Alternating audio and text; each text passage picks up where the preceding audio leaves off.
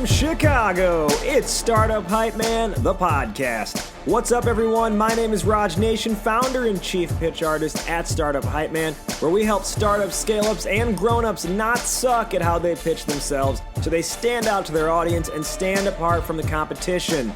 This podcast is all about bringing you the hearts, the minds, and the stories of leaders in the startup ecosystem, talking through the strategies they have deployed in order to build and grow their companies. And it's officially season 17 of the show, and all season long we've got a special treat for you, bringing you guests exclusively from the Startup Hypeman client portfolio, giving you a piece of their journey. Before we begin, if you're not a subscriber yet, go ahead and hit the subscribe button, and remember, you can catch all the episodes from our 17-season archive and learn how to pitch your startup at startuphypeman.com. All right, get your popcorn ready and get hyped, because it's go time. Ladies and gentlemen, making her way to the microphone from Tampa, Florida, and currently residing in San Antonio, Texas. She is the Senior Director of Communications at Electric. Please welcome JoAnn Martin.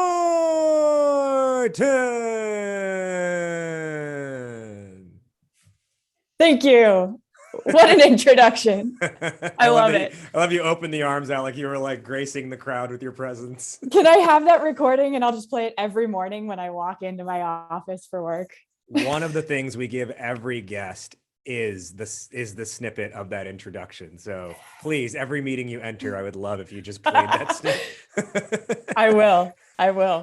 All right. So she is JoAnn Martin. She is, as I mentioned, the Senior Director of Comms at Electric. Electric is probably the most badass company in the IT space that you will ever encounter. They are making IT less of a headache for so many companies, making it platform-based instead of consultant-based, or instead of like provider-based or service-based. They, as the name kind of implies, they do things lightning fast for their customers at Electric.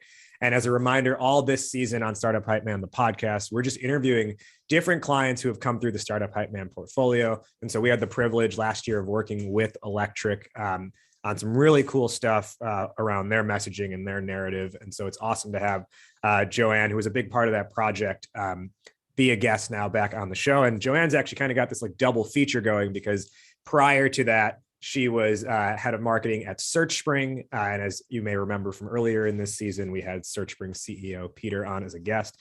So it's just awesome to have JoAnn here. A little bit more background on Electric. This company is making moves. They're at the point of a Series D, having raised $190 million in total. They have grown to about 500 employees, and in the last year alone have increased their headcount by 300. They grew over the last year from a $17 million ARR company all the way to $38 million company, and are projecting to be an $80 million company by the end of 2022. So big things are popping and little things are stopping, in the words of TI. So with all of that said, with all of the headcount growth, with all of the revenue growth, all of the customer growth, our topic today is using people stories as a growth lever. Now, I know that may be kind of an abstract sort of concept, but there's a lot baked into this. But right off the bat, JoAnn, why is this on your mind, and why is this important to you? Yes. What an introduction. You're hired. I'm just going to use that for all of our company announcements moving forward. Yeah, it's on my mind because one is my job. As Senior Director of Communications, it's my job to find different ways to tell stories about our brand, our product, our users. And one of the most powerful ways I've found to talk about a technology, which is kind of just code and some graphic design, engineering and product teams, is to talk about how people use it and the difference it makes in their day-to-day lives, whether that's their work lives or personal lives, depending on your product. So it's really top of mind for me right now to pull the stories out of actual life and make those reality through our marketing. We're going to dive a whole lot more into that as this conversation progresses. Before we get there, let's learn a little bit more about JoAnn, the person. Now, JoAnn, back when you were at SearchSpring, when we first started working together, I just like immediately vibe with you on so many different levels. And part of that, I think, is just like your realness and your down to earthness. And I think your ability to just like understand communications and marketing at like a very fundamental level, to an extent where you don't necessarily like get caught up in like the latest buzzword or like, asking the question, well, how do we make this go viral? Right. And I think a lot of this, what I always like learning about people is where some of this started, where like the mindset they have today, what were the initial seeds of that? And one of the things I've noticed just in learning more about you is like, if we take it all the way back to day one-ish, you had this typewriter you inherited from your great grandmother. Yep. And you were like maybe 6 years old, I think. And with that typewriter, you started a neighborhood newspaper. Talk to me about that. Yeah, it was many years ago. And yeah, my parents kind of came back from cleaning out my great grandmother's house, and they had this typewriter that was like, think back even beyond Mad Men era. It was the like, I don't know what this thing was made out of, but if you told me it was lead, I would believe you. It was so heavy. And it had the buttons where you have to like lean your body weight on the button to get it to type. And I was obsessed with it. Like I would just type things up. And even in that same time frame, my grandmother, who was very influential in my life in a lot of ways, bought me a computer, like a real life computer, which it wasn't common at that point for a kid to have a computer in their room. And so I just got really into anything that I got to play with to tell stories. I had on my computer, like would make little, very basic, terrible looking comic books. I would type my newspaper out on my typewriter and I would just like hand it out to people, all like 4 copies of it. And I think a lot of it came from being a reader. I grew up in a pretty big family, and to find my own space, I would just hide with a book and disappear for like hours at a time. At the same time, I was also homeschooled. So I had like a very different educational experience than people who aren't homeschooled have, obviously. And the thing that my mom really instilled in me was this idea that you could find anything out you were curious about. And to this day, if I have a question, I can hear my mother's voice saying, go look it up.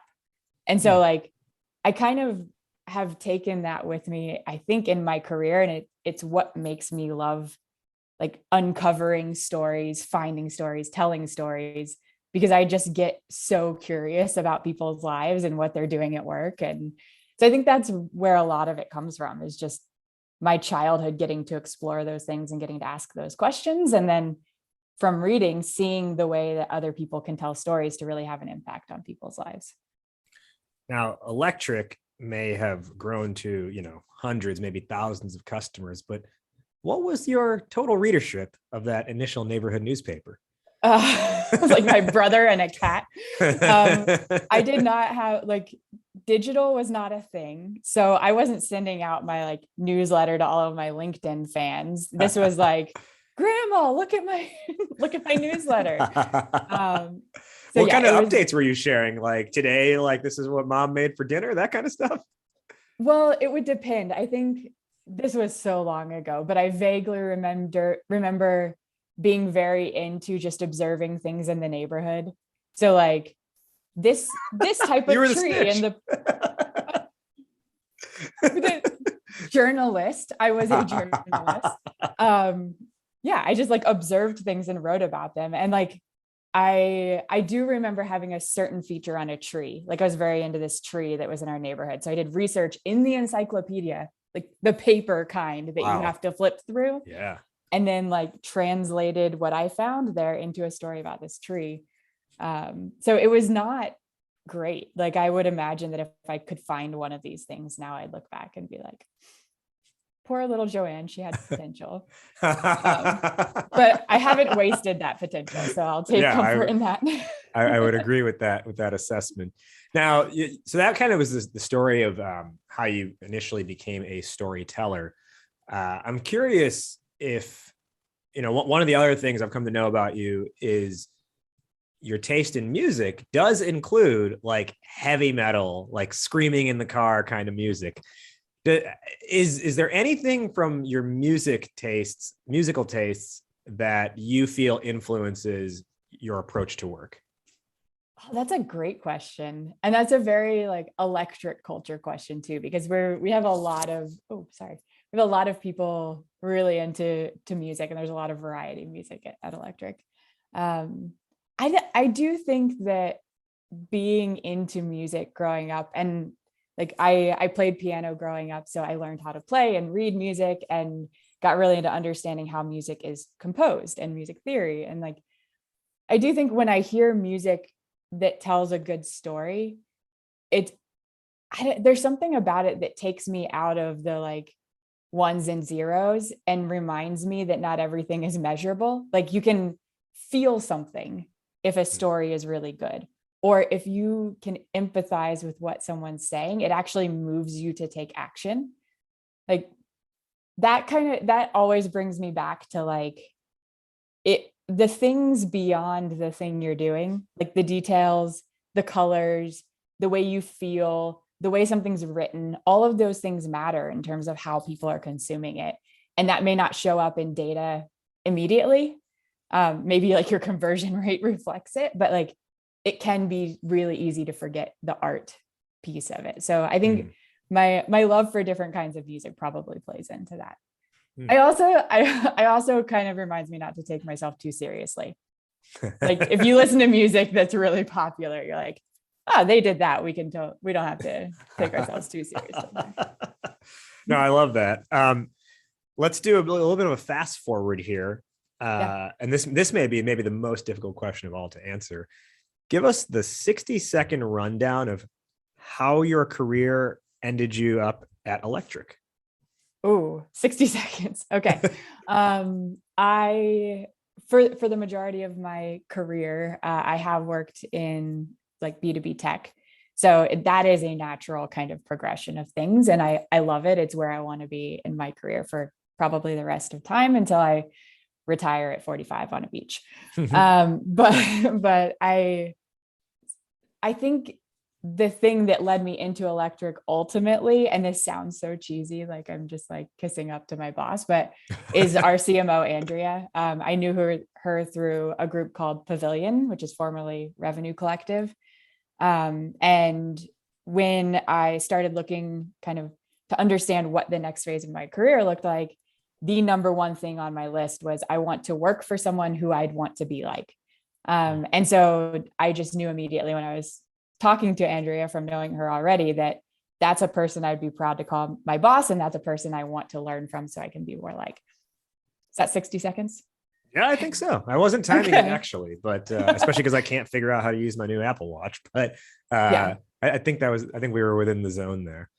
So then let's talk about now, let's get into our main topic today around people stories as a growth lever. I think the right jump off to that though would be maybe if you could just give a quick, better overview of Electric than what I quickly said in the introduction. Oh, you did an excellent job. So I'm going to restate what you already stated, which is Electric is an IT provider for small and medium businesses. So a lot of smaller companies don't have dedicated IT teams. They might have 200 employees and an office manager who's doing all of the like employee onboarding and procuring hardware for new team members and setting them up with access to all the right apps. So Electric has really created a platform that makes that super, super easy and fast.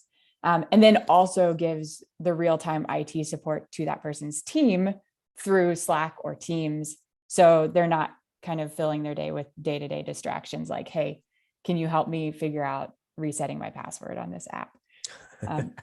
So it's ultimately like the most amazing combination of creating a technology that one automates what an industry that was previously very service heavy, which is IT management, and also doing it for a group of people who are really just trying to build a business and don't need to be distracted with the mundane IT tasks on the day-to-day. Now, people stories, that is our base understanding. People stories as a growth lever is our topic today. When we were planning out this discussion, you had kind of told me like, well, there's almost like three different places where we have people. We have our customers, we have the end users, and we have our own employees, which I think are three pretty unique buckets. But let's just start off with the customers. When we talk about people stories, how does that, like what is a people story as it applies to a customer? Yeah. This is something I can get really passionate about, probably talk about for too long. So stop me if I ramble, but it's in B2B tech, there is this tendency to kind of have like a content category, which is case studies. And that is used primarily by sales to reach out and say, hey, look, we do have real customers, and these real customers actually did something with our platform. It's not fake, which is kind of what I would consider a very low bar for like telling a people story. They're necessary because when you're purchasing a software on behalf of your company, you want to know that like this software has been vetted by your peers in some way. I don't want to get duped into buying something that doesn't truly work. But I think there's so much we can learn from the entertainment industry, or even like B2C industries primarily, about the ability to help someone visualize using their product. And that's kind of a step beyond the, hey, here's the problem solution and a couple of key metrics that came out of them using the software. So when I think about telling our customers stories, it's always evolving, obviously, as everything is in tech. So always trying to improve. I think about how do we really highlight the individual whose day has been changed by using our software. An example of that could be if we're using Zoom.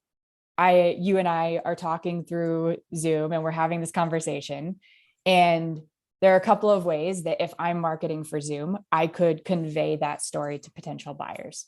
I could say, Electric uses Zoom because they had a problem where all of their employees went remote and they needed a way to have meetings. And so they brought Zoom on, and now they have twice as many meetings as they've ever had through Zoom. And their employee satisfaction has gone up 2%. Like, that's a very calculated way to tell that story. Sure. The way that I like to tell the story, and I want to move into even more, is Raj fulfilled his dream of building his business because he was able to record his podcast and share his clients' stories, even remotely during the pandemic. And so like, that's a completely different tone when you're talking about like, you are fulfilling your dream, you're building your business, you're achieving that vision that you have for yourself, and this technology allows you to do it. So that's kind of the basis of the formula for the customer story. Well, even in that hypothetical example you just gave, there's a couple of things that stood out to me. One, as you mentioned, with the idea of the person, right? You started with an actual like name, right? You used my name, which obviously it's me. So I'm going to be more alert when I hear my name. But in general, I think we gravitate towards hearing a person's name anyways. So there's almost like a little bit more like familiarity and attachment to it as a result. And then the other thing, and this was probably intentional yet subconscious, because I think you're just good at this stuff, is the way you said, you kind of like gave the, Raj fulfilled his dream of building his business even during the pandemic. Like you basically, like that little word, even, right? Or I think another example of that could be something like saying like without, or like just, right? Like these little articles you throw in there that help almost like get out someone's like initial like objection, right? When they're intaking that. Is that the idea there? I think that's a piece of it. It's also like a less sterile way to state a problem. Like in the initial case study format, it's like Electric went remote and they needed a way to have meetings remotely. So like by flipping the sentence, this person has now overcome the problem in their story. Yeah. And so it's less so about the problem they've solved and more about this thing they achieved despite the problem being a potential obstacle. So it kind of forces like, if you think back to elementary school, and I don't know if you had to do this, but my mother, who was my teacher, like we'd start off when she'd have us write stories by like outlining the story, and you have to state who your characters are first before you start telling their stories. Yeah. And you have to state the situation and state the environment they're in, and that develops the outline for the story. So it's just ingrained in my mind. You start with the character and then establish their environment and then talk about what that character overcame. So I think just puts a more personal twist on it a little bit. And one of the things I noticed, even just, if anyone goes to the Electric website, Electric.ai, it's front and center, right? You have this like almost this carousel right at the top of the homepage of photos of people, not of company logos, photos of people who are smiling, who look like they're friendly, with a quote next to their picture. And like, here's a literal example of that. Hopefully I can, I'll get it out before it scrolls away here. Let me just I got to let it shuffle back through. So you have, for example, let's let it cycle through. You have Elon Levine. Despite our employee growth rate increasing exponentially, Electric has been able to address all our IT needs, even as we hire people. Right? You start with that despite, just as you said, right? Like how they overcame the problem, right? And that was their solution, them overcoming the problem. And the other thing that's part of it, and I really want to get your take on this too, because I'm very like flag in the ground on this, is, none of these quotes are, we achieved a 40% efficiency gain through Electric, right? It's not a direct ROI quote that you're putting out there as the lead message. Can you talk more about that? Yeah. So I do think there's a time and place for that. So if we have to fight over where your flag is, I'm happy to do it. But I think the time and place for that is after someone already knows who you are as a company and can visualize themselves using the platform, and they just have to prove the value to someone else. It's like, very rarely does someone stumble across a company because they're like trying to solve a problem, and the first thing they think is like, what is the ROI of this platform? Right. Usually they're thinking like, all right, I need to get more leads in for my business. And in order to do that, I need better personalization on my website. My friends in marketing have told me about these 3 companies. I'm going to check them out. And I want to see things from my peers that are like, I was drowning trying to get better targeting, and this company helped me do it, despite all the other things I had going on. And then you have to go convince your finance person, your CFO, that like ultimately the numbers line up. And that's when you throw the ROI numbers out. So I think both of those things can make sense when you're telling the story. You just have to be really aware of how you're hooking people. That sounds terrible, but like what the hook is when they first come across who you are, so that you're engaging with them on an emotional level first and the guard goes down.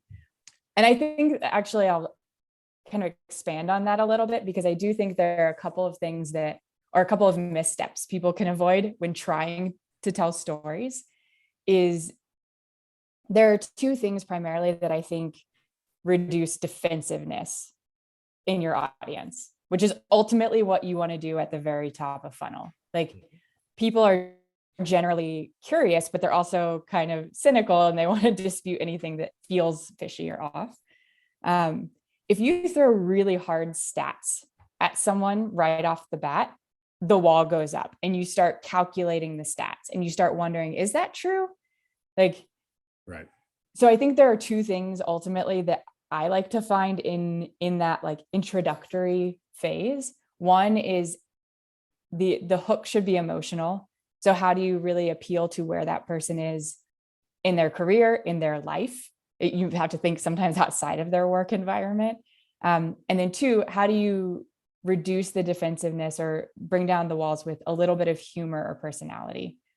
And at that point, now that you've led with like not taking yourselves too seriously, not throwing out numbers that someone inherently wants to debate, then you can get more into like, yes, it's true. Like, our customers do get 105% ROI, but they already are like engaged with talking to you, and you're not just at the cocktail party like, hey, I'm JoAnn. All my friends give me a 4 out of 5 rating on like when I attend cocktail parties. You know? That's a really good comparison point. And yeah, I think, and it's so interesting because like when we had a client here where we had to fight tooth and nail with them to not have like the lead message be about this percent gain in their in profit margins. Mm-hmm. And they're like, no, but like our stuff can prove like our product does that. And I'm like, but that's not what, like when someone hears that, your point about the defense, I love that reduced defensiveness. I love that phrase you use. The way I think about it, which is not like the scientific term, but I call it like the yeah, but brain. Yeah. Where I someone remember you hears talking that, a lot about yeah, that. right. And they say, yeah, but yeah, that's not going to work for us. Our situation is like, they think of all the reasons why it wouldn't apply to them or why the stat isn't true. Yeah. And I really think on this point of ROI, I think the better way to look at it, because I agree with you. My flag in the ground is not that it shouldn't exist. It's that it's not like the banner on the site and the first thing you tell people, right, is not, I'm JoAnn, I got a 4 out of 5 at cocktail parties. To me, it's more like, as you said, it's like ROI is the closing argument. It's not the opening argument. It's part of the closing argument. And it's like, oh, and by the way, this actually really helped, scale across the company because they got this, X% lift, or now they have 20% of their time back, et cetera. Yeah. And I think that's, this is maybe digging into it a little bit, but it's a respectful way to talk to professionals who are visiting your site. Like it can, again, I'm not advocating for not talking ROI. I think it's so important, and it's so important to have those objective like business cases. That's how businesses steward their finances. But I do think that like you have to have a certain amount of professional respect for your audience, in the sense that like, if I'm a marketer and you're trying to sell me marketing software, don't condescend to me with something that basic off the bat. Like, I know it has to prove ROI. I've been proving ROI to finance teams my entire career. And you're going to give that to me throughout the sales cycle. The first thing I want to hear is like, how have other people like me earned promotions, doubled, like had more customers come in and be happy with their product, made their teams more successful, like all the things that I'm thinking about because I'm trying to solve this problem, is like, that's the thing I want to hear first. Like, don't give me the like table stakes ROI argument off the bat. I don't like it. Maybe that's a personality thing, but it doesn't work for me. No, but I think because it makes sense, right? Because it's almost patronizing in a way. Yeah. It's almost being like, it's like, yeah, like you wouldn't exist if there wasn't some proven benefit, but let's not start there, because if that's what you're leading with, all I'm going to think is maybe you actually don't get those results, but you tell people that they do. So that way they will buy from you and pay you. Yeah. Let's transition to another side here with employees. But before we get there, I just want to take a step back here and let our listeners know about a new partner of the show. And I want to just inform them that through this idea of just asking you, the listener, like, how are you feeling about Google Analytics? Perhaps more pointed than that, do you hate Google Analytics? Maybe you're raising your hand right now. I know there's a lot of problems in the market overall, just in getting Google Analytics to work for your site, specifically understanding where and why you lose site visitors before they convert is just downright hard. And with GA, there's always some integration issue, or you got to sort through this mountain of data to just figure out what's causing leads to drop off. We all work in the daytime, but GA can be a nightmare. And that's why I was just really excited to learn of a better way to measure web analytics, and that's Oribi. Oribi is this unique marketing analytics tool that captures all the events visitors perform on your website without using code. And they enable you to analyze visitor behavior patterns, build smart funnels, and get tons of insights so you always know what your next step is. And what does that mean at the end of the day? It means you'll be able to understand your visitors and know what to change in order to convert more. And that means no more blind spots on your site. And as a partner of the show, you can start your free trial at oribi.io/today, ORIBI.io/today, and use the coupon code Hypeman for 20% off any plan. That's Oribi at oribi.io/today, where you can get a free trial and any plan on the site. Just use the coupon code Hypeman, all one word, for 20% off. Oribi.io/today. Today on Startup Hypeman, the podcast, we're talking with JoAnn Martin, the Senior Director of Communications at Electric.ai, on using people stories as a growth lever. Now, before the break there, JoAnn, I mentioned I wanted to transition towards another side of this storytelling and generating people stories, and that's looking inward to your own employees. Can you talk through what Electric's strategy is here in leveraging employees as part of the overall storytelling towards building this brand equity, essentially? Yeah.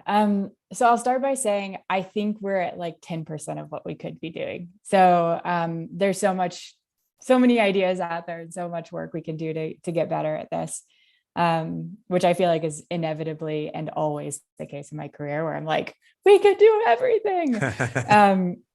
But time and resources are real things. So when I think about employee stories, honestly, at Electric, it's not hard. We have such cool employees and such great culture. Like, it kind of happens on its own, in the sense that, like, I was bragging to a candidate yesterday, which it was so refreshing to do, of like, not only do we have our like talent acquisition team, we have an HR team, we have a workplace experience team. And this team is just, honestly, I think they have the coolest jobs, but they work so hard in terms of like above and beyond experience for employees, and it's not like they do the sickest swag drops of any company I've ever seen, for sure, to employees, but it's also just things like employee events or like resources for employees. We have a lot of employee resource groups. So when I think about like telling our employees stories, I'm just like, yes, keep doing what you're doing and like post about it on LinkedIn every now and then. And that's kind of all I have to do. But I do like, it kind of follows the same scenario of like, if you're thinking about employer marketing, and a lot of companies right now will like explicitly say hiring is the biggest challenge. It's a really tough hiring environment. And so companies are doing a lot to compete for talent. And so you hear a lot of companies talk about better benefits, 401k matching, like all these amazing things you get because you work for the company. But I think like companies should remember it's also a marketing exercise in terms of like winning new talent, just like you'd win new customers. And so there's a lot of room to tell the story in the same way, which is like, we're currently refreshing our website. And one of my favorite pages that will go live later in the year is our like careers page. And one of the bands we'll have on the new careers page is like the number of internal promotions in the company in the last year, like the employee satisfaction rating, a lot of these things that just kind of convey like, hey, we'll also have a cool video where people are talking about their experience at Electric, but it's kind of to go back to those metrics. It's like, we get to pair the emotional experience of working with Electric, which is a lot of people saying like quotes from within our team, where it's like, I've never worked at a company that's so diverse where I feel so included. Like, I've never worked at a company where there's so much female leadership. I feel like there's actually potential for me to evolve here. So getting to kind of share those experiences along with like, hey, we do actually like have career paths here and people can grow their careers. And that's what a lot of people want. So I don't know if that squarely answers your question, but I do think about employee stories in kind of the same way I think about customer stories. Well, in that respect, is that happening through your like, okay, we're going to do some sit down interviews with employees to ask what it's like working here? Or is it just like the culture is already so good, everyone's just doing it on their own, and you just happen to be like scraping some online posts every now and then to be like, oh, look, they said this about us? We have both. So we will, as soon as we're able to all go into an office again at some point, it keeps getting pushed back. But when we're safely able to go get a bunch of people in the office and film a video, that's definitely on the list. To just hear people's stories, because I cheese out when I talk about working at Electric, but it like truly is the coolest culture I've ever been a part of. And so I really want to just, more so than anything, I'm curious about other people's experiences as well. Like, most of us are remote. So a lot of the experience I have with teammates is even beyond the marketing team is through Slack or in all hands meetings. And yeah, there's a lot of great stuff people are posting on social, which is amazing. But I also kind of just want to sit down and interview them. Like it's the little 6-year-old JoAnn. It's like, tell me, why did you choose to join Electric? Hard hitting stories. JoAnn Martin asks the tough questions. Okay, so then how would you say, like, whether it is employee stories or whether it's customer stories, how do you measure if this is working? And how do you say, yeah, we're doing the right thing here? And I mean, I'm sure, the crazy revenue growth is a good start, but are there any like metrics that are in place for this? There are. So it depends on how we're utilizing them. So customer stories, I kind of think of as like a campaign or content in some way where you can really use that across a lot of different marketing channels.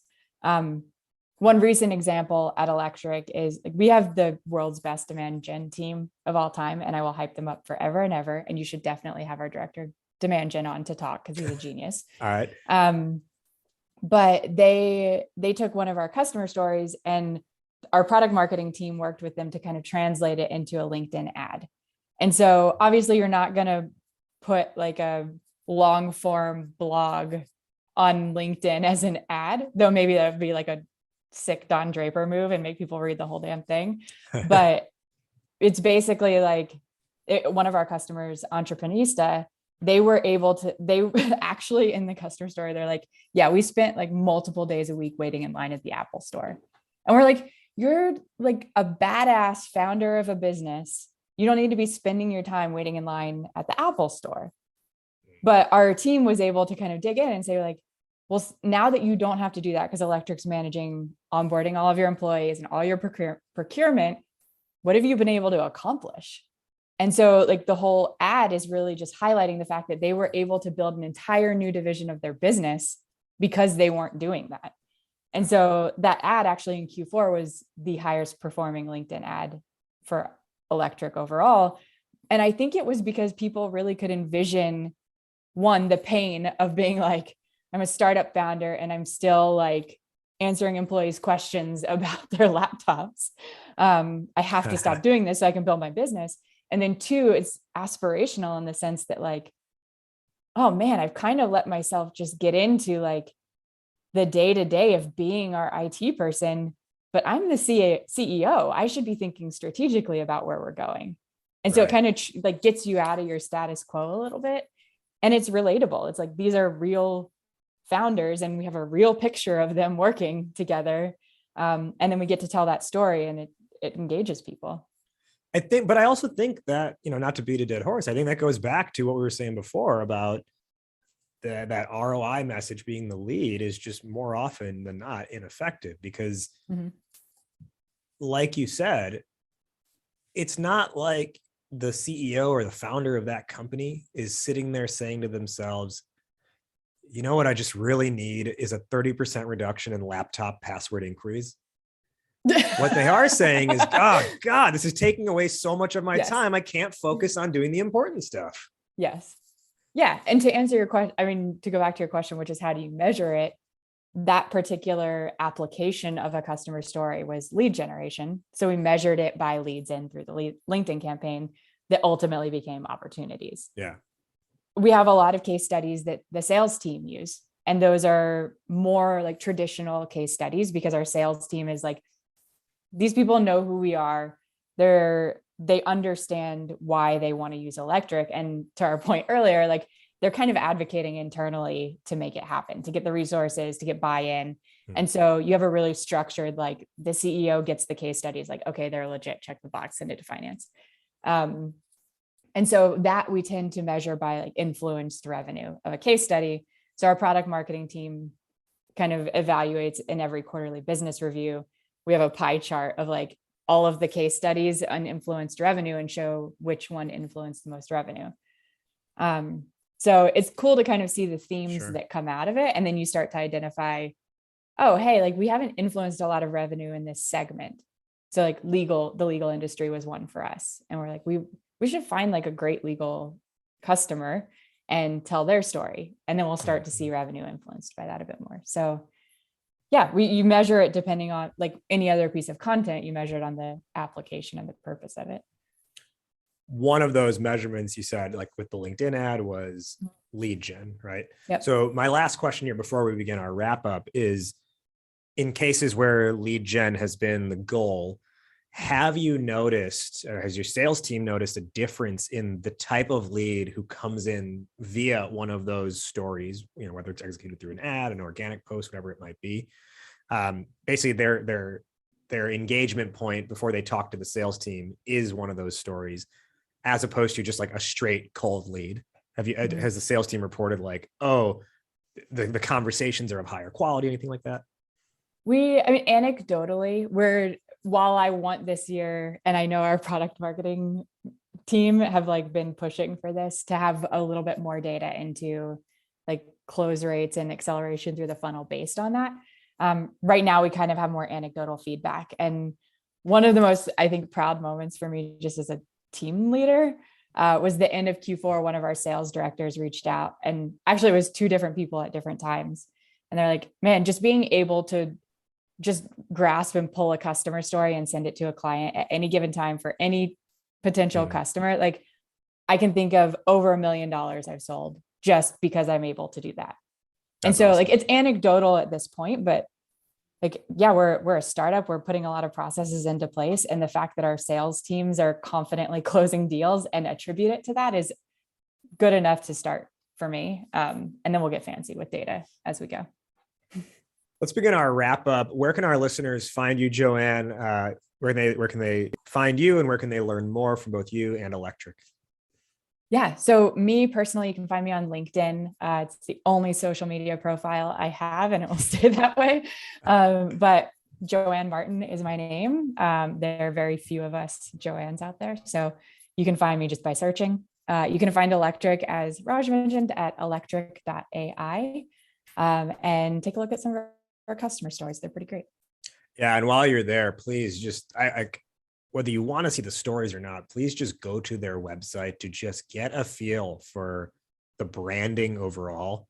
This is a company that operates in IT, and you would think, based on the branding, that they are like doing, like, they're like touring the country as a like a rock star like band. So like, take a note on how they're able to take something like IT, which you tend to think, people think of IT as like, oh, it's like boring, etc. And they're able to put real life behind it with the colors, with the way they lay out everything, with the logo, all that kind of stuff. So just take a lesson from them in branding while you're at it. JoAnn, who is one person that you want to shout out? Yeah. So I obviously shouted out our director of demand gen, Seth Steinman. He's like the best possible demand gen partner I could ask for in the universe. So Raj, you should definitely interview him. He's an absolute genius, and is like, I will tell him all the time, like, I want to learn from you how you have this big goal. Like, he's responsible for a significant portion of that revenue growth we talked about, has never missed a goal, and like somehow still breaks it down to like the day-to-day tasks that the team needs to do to get it done. Just incredibly skilled and awesome human being. So shout out, Seth. We'll definitely get him on them for a future episode. Yeah. Let's now give our final lessons or takeaways for the listeners based on the discussion today. I'll go first, then I'll toss it to you. Our topic today was using people stories as a growth lever. I think my biggest thing from today, and I've said it before, I just loved how you phrased this. You said, reduce defensiveness, right? Anytime you go to someone, they are looking for ways to prove that what you're saying is wrong, or that they just don't want to feel like they've been had. And your story should be an effort to reduce defensiveness. JoAnn, top 1 or 2 lessons for the listeners? Yeah. Number 1 for sure is, I think harkens back to that point, which is be sincere in your curiosity when you're talking to customers about these stories, and that you're going to get the most interesting anecdotes. You're going to actually understand where they're coming from, and it'll help you craft a better story. So get out of the, like, I need to do a case study, check the box with the format, and get into kind of a journalistic mindset of, man, I really want to understand where this person is coming from. What was their career like? What are the other things they want to do and can't because they're bogged down with things day to day? Like, get curious and be sincere in that curiosity in your stories. Now, throughout your career, even back to when you were 6 years old, you were an entrepreneur by starting a newspaper. You've made entrepreneurial moves throughout your career to get to where you are today. And every day at Electric, you have to be entrepreneurial in how you sell ideas internally and to the public.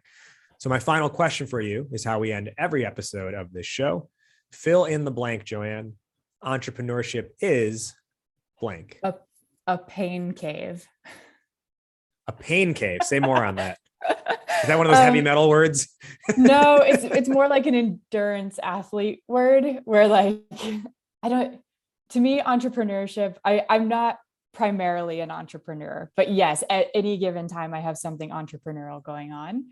And it's really easy from the outside to look at it and think like, you get to control your own schedule and you get to like, you can do anything you want. You're your own boss. That's so amazing.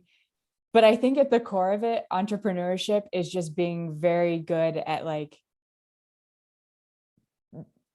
what is the right word? Persisting through pain and discomfort and like making shit happen for yourself despite that. So I think when I think about entrepreneurship, it's maybe not as flowery or romanticized. It's like, you have to really want to do what you're doing and you really have to dig in and be able to like advocate for yourself, even though it's uncomfortable constantly, because entrepreneurship is just constantly uncomfortable, I think. I learn something new every day. And today I learned that entrepreneurship is a pain cave. And I've never heard that word before. So I'm going to start using that.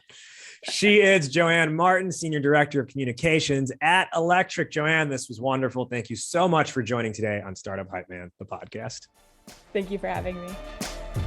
That does it for this week's episode. Thank you so much for listening. If you liked what you heard, go ahead and leave a rating and review in your podcast app, or do us one better. Hit the share button. Send this episode to one friend who you think needs to hear it. While you're on your way out, don't forget to follow Startup Hypeman on Instagram and LinkedIn at Startup Hypeman. And remember, you can also connect with today's guest as well. They left their contact info. They love hearing if what they shared helped you in any way. StartupHypeman.com is the place to catch the full 17-season archive and learn all about how to pitch your startup. We'll see you next week, but until then, stay hyped. Raj Nation out.